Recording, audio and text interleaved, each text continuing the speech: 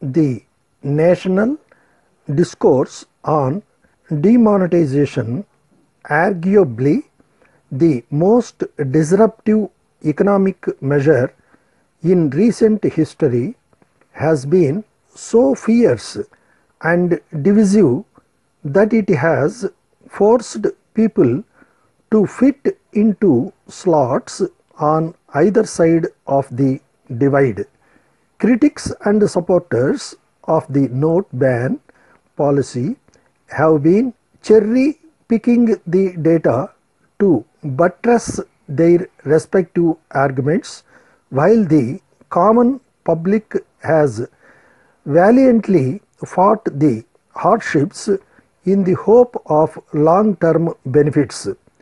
Exactly a year after the dramatic announcement by Prime Minister invalidating nearly 86% of the currency notes in circulation, the questions seem to outnumber the answers.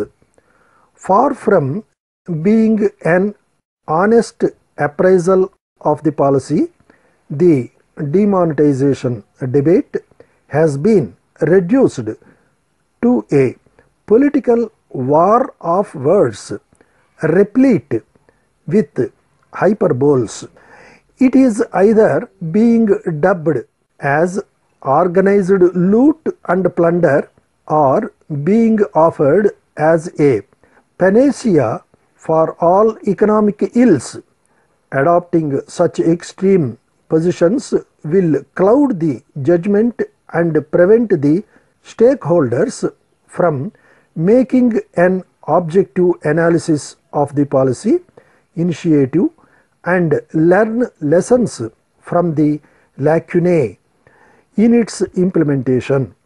While the jury is still out on the efficacy and long-term benefits, the parties on either side of the divide are observing the first anniversary of the demonetization through protests on one side and celebrations on the other.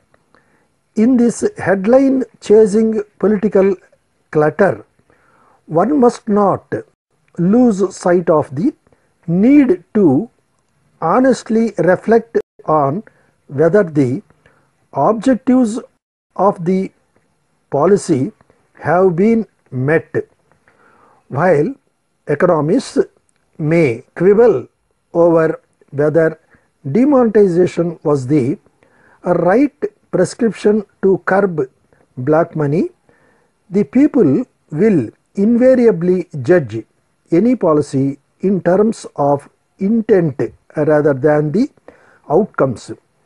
Critics argue that the much touted objectives of demonetization, like unearthing black money, eliminating counterfeit currency, and choking terror funds, have not been achieved, and many wonder whether the disruptive policy has turned out to be a case of all pains and no gains.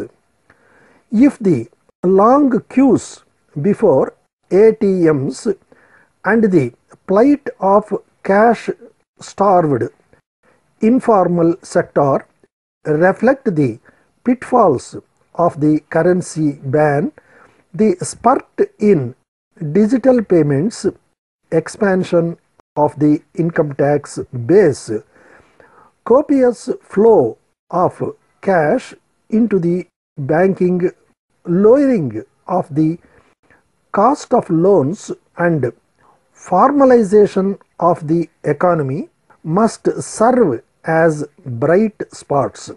The volume of cash currency has come down by 17%, while the personal income tax returns have increased by over 25% this year. In the country's journey towards a less cash economy and transparency in transactions, demonetization was certainly a defining moment. However, any transformative policy brings in its wake certain amount of pain and dislocation in the short term. Across the world, digitization and cashless payments are recognized as the key steps to tackle the challenges of financial inclusion and access to cheap credit.